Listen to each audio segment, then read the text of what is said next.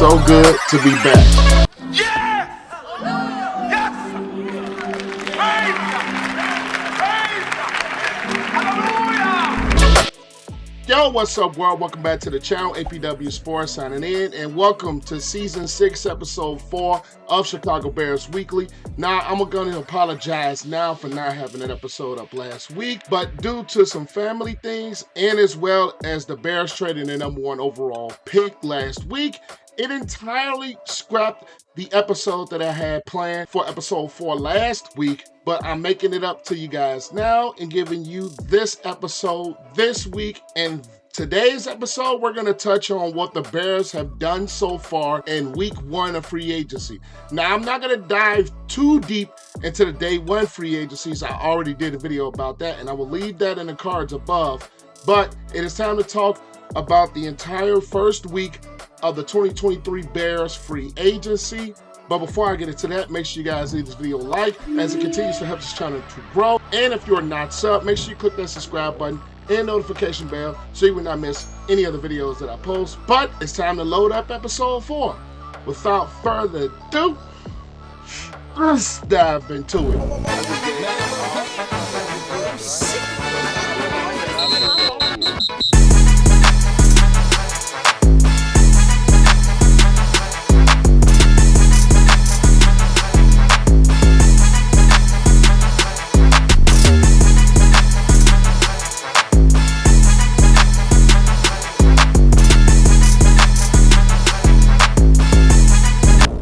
First player, it's not really a free agent move. We got him in a trade, and that was the trade for the #1 overall pick, and that is DJ Moore. Now, I already touched on that. I did a video about the entire trade, and I'll leave that in the cards above, so I'm going to touch on this just now. But DJ Moore is a #1 receiver in my book. He's had a very good career with the Carolina Panthers starting off early.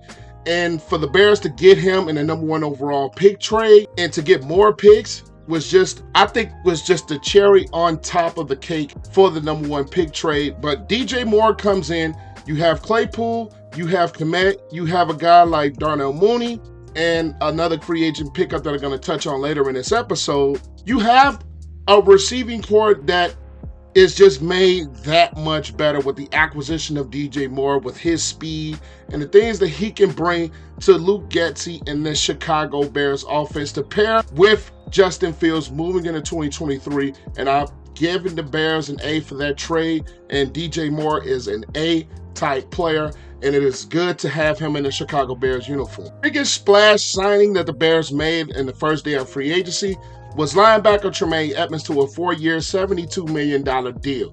Now, Tremaine Edmunds, I've already touched on it in a previous video, but I'm going to get it short again. But Tremaine Edmunds is a guy who can come in and fill in that Darius Leonard, Roquan Smith type of role in this Bears 4-3 defense. He can fly to the football. He makes plays. He makes things happen on your defense. And he is still a very young player. What fits with Ryan Poles and Mike Eberflus is trying to do with this football team and this roster is not only get guys that are still younger and still can have very productive years in front of them, but get guys that can fit in and contribute and help now as well. So Tremaine Edmunds is a guy who could come in and make this Bears defense that much better. And on top of that, the Bears signed another linebacker, a homegrown guy, and TJ Edwards from the Philadelphia Eagles. He is also another guy who he had a very good year last year on that Super Bowl Eagles defense. Well, the caliber defense, they actually didn't win the Super Bowl, but he had a very good season as the signal caller for one of the top defenses in the NFL. He brings speed, he can fly to the football as well, and he makes plays in your defense, and he fits very well in a Bears 4-3 defense led by Matt Eberflus, and he's going to come in and contribute right away. And another guy that signed to their defense is defensive end DeMarcus Walker from the Tennessee Titans, who had 7 sacks last year. And the Bears, obviously, they struggled on the defensive front. They were one of the worst defensive lines that I've ever seen, not only for the Chicago Bears, but also in NFL history in my book. That defensive front four was absolutely bad. And you bring in a guy of DeMarcus Walker's caliber, he can bring your pass rush situation a whole lot better than what it's been. The Bears were one of the lowest sack teams in the NFL last year, and his 7 sacks were more than a lot of the players combined on this Bears roster. So it's going to bolster that. It's still going to be moves to be made, in my opinion. It's not the final piece, but he can come in and be a very contributing piece to this Bears defensive front. And another signing that they made on the offensive line was Nate Davis, a guard from the Tennessee Titans, to a 3-year, $30 million deal. Now, Nate Davis is a guy who I believe is a better run blocker than he is a pass blocker. Even though his pass blocking is nothing to sleep on, he brings an upgrade from Mustafa. He brings an upgrade to that offensive line, and he brings a physicality to that offensive line. Even though they were a very good running football team last year, I think he brings another element of physicality, of toughness to an offensive line that, in my opinion, lacked a bit of toughness in 2022, and he brings that to your offensive line. A need that the Bears it's something that the Bears absolutely needed. They had an offensive line that struggled last season for the most part. They was dealing with a bunch of injuries. They were dealing with some things up front. Even though Nate Davis hasn't been the healthiest guy himself throughout the course of his NFL career, when he is healthy, he is one of the better guards that you have in the NFL.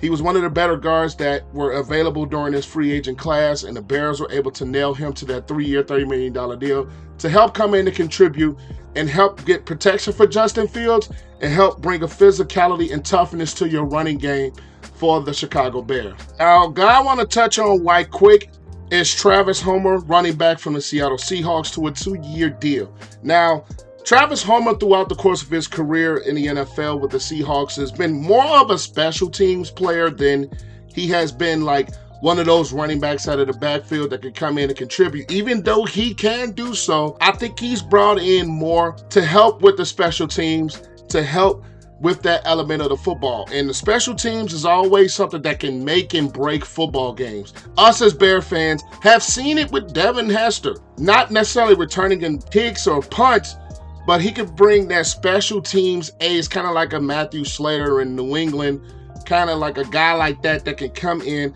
and really boost your special teams and make it better and make it a contributing part to why the Bears are a successful football team. Now, Homer, in spell time throughout the course of his career, can give you a couple of carries throughout the course of the season and throughout the course of a football game itself. Come in and get you some carries, give guys like a Khalil Herbert and another free agent I'm going to mention later on in the video, give those guys a bit of a break, or if health reasons go down, he can come in, step in, and contribute, as well as Ebner, to the running game of the Chicago Bears in 2023. Another guy that the Bears have brought in is another former Carolina Panther, and that is quarterback P.J. Walker. Now, he has had some starting experience throughout the course of his career, and mainly his time with the Carolina Panthers. Now, P.J. Walker, he is a little bit smaller in stature. He's a bit older than Fields, but you're going to need that veteran guy. Even though P.J. Walker was never really the caliber of an elite quarterback, or P.J. Walker was never really the caliber of a consistent starter, if somehow Fields goes down or something happens with Fields, you don't really have to change your offense, but only so much. Of course, you're never going to get the dynamic of Fields to be a replacement or a spell holder, but you really don't have to change too much of your offense, because P.J. Walker is a quarterback who is very mobile in his own right. He can throw the football down the field. His arm may not be as strong as Justin Fields, and he may not be as accurate, but he is the perfect fit for a backup quarterback with the Chicago Bears, and what Luke Getsy is going to make this offense going forward. So P.J. Walker, even though it's not one of those big name signings that the Bears fans I've seen kind of clamor for, he is a signing that fits this roster. He is a signing that fits what the Bears are going to do moving forward. Just like I said, if he's getting in spell time because of Fields' injuries or something like that, Luke Getsy had to change so much of his offense like we did with Trevor Siemian or a guy like that last year, or maybe Nathan Peterman. You wouldn't have to change so much of your offense because P.J. Walker brings a similar skill set, unlike other quarterbacks that the Bears have had to back up Fields or to back up anybody.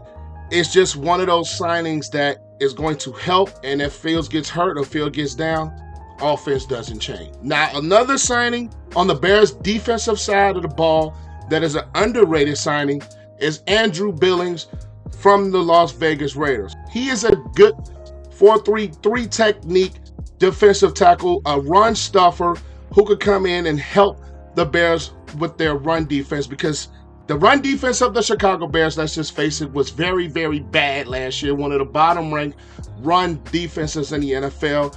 And I think him and Justin Jones along the middle of your defensive front could be a whole lot better than it was last season, because Andrew Billings is a big, strong, physical defensive lineman, nose tackle, 3 technique type tackle, who is not really going to get after the quarterback so much, but he can if needed to. But he's brought in as more of that defensive stuffer, the run stopping defensive tackle who could be a rotational piece and be very productive in a 4-3 scheme with Matt Eberflus.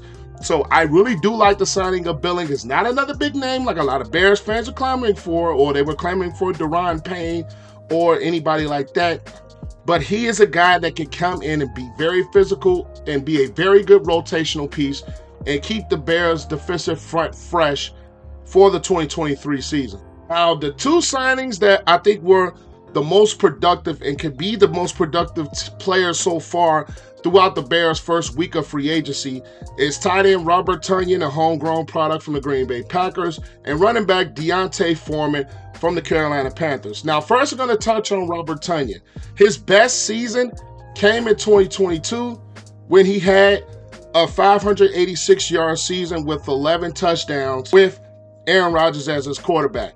Now, Robert Tunyan is a guy, he is going to be very, very familiar with the Luke Getsy offense because he's that time that he spent with the Green Bay Packers. So you're getting a guy in Robert Tunyan who could be a very good pair with Cole Kmet at that tight end position. He's a pass-catching tight end. Even though he can run block solidly, he's more of a pass catcher.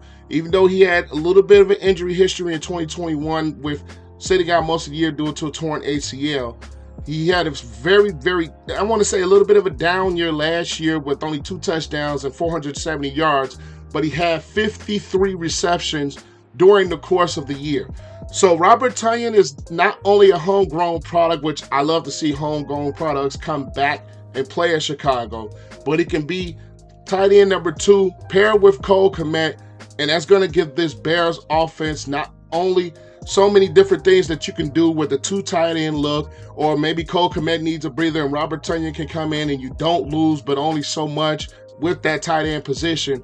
So he brings an element of versatility to that tight end room, and he can do many different things in Luke Getsy's offense, and he is very familiar with it because of his time spent with Green Bay with Getsy.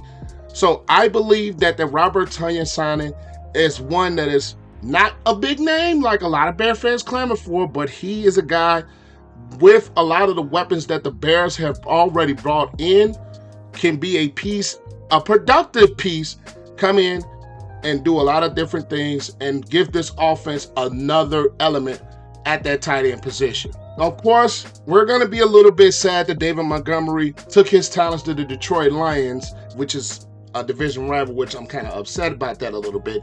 But you bring in a guy at a cheaper price and a guy like Deontay Foreman from the Carolina Panthers, who last season, after the Christian McCaffrey trade to the 49ers, really stepped in and played a significant role of the Panthers turning their season around and almost winning the NFC South. He came in, he played all 17 games, he had 203 carries for 914 yards, almost 1,000 in a season that he really didn't start the entire year, and 5 touchdowns. So he can bring a level of physicality in your running back position like David Montgomery brought. I think Foreman might be a little bit shiftier. He might be a little bit quicker than a guy like David Montgomery. He comes in at a cheaper price than David Montgomery would have upheld. You get a guy in Deontay Foreman who you can replace David Montgomery with.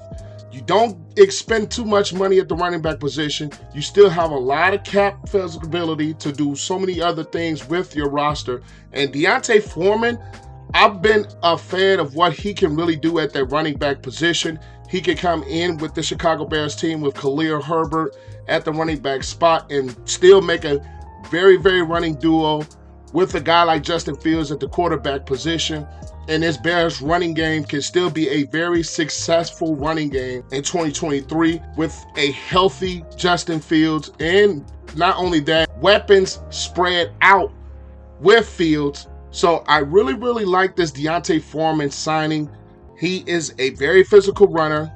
He is a guy that can come in and be a part of a running game that finished first last year in rushing. With Montgomery now gone, he can still get those touches that he got at Carolina with the guy like Christian McCaffrey out of the door there when he was there last year. So I really like the signing of Deontay Foreman. Now, the things that the Bears have done so far this year in free agency, they did miss out on Orlando Brown Jr. They did miss out on Mike McGlinchey. But I still think with that 9th overall pick, there probably could still be some offensive linemen taken there or still be some names in free agency, but there's still a long way to go. But for the week 1 of the Bears free agency, I am going to give the Bears a B+. The only reason I'm not giving this an A is the deals that they struck out on with McGlinchey. That could have been a very big help at the right tackle spot, or Orlando Brown Jr., even though the market kind of had him as a right tackle. He wants to be a left tackle, and I think Braxton Jones is probably going to be the guy at the left tackle position. So you're not missing out only but so much there. But I think the big miss was not getting Mike McGlinchey in a Bears uniform. But so far, I'm going to give the Bears a B+ for not only the number 1 overall trade, but also for the things that they've done in free agency. But that is all I have for you guys today. Make sure you guys leave this video a like. Comment you guys' thoughts down below of what you think of the Bears free agency. And if you have gotten to this point and you are not subscribed, go ahead and click the sub button and notification bell so you will not miss any of the videos. APW Sports signing out. Make sure you guys stay safe. Have a great and excellent day, and I'll catch you guys in the next video. Peace.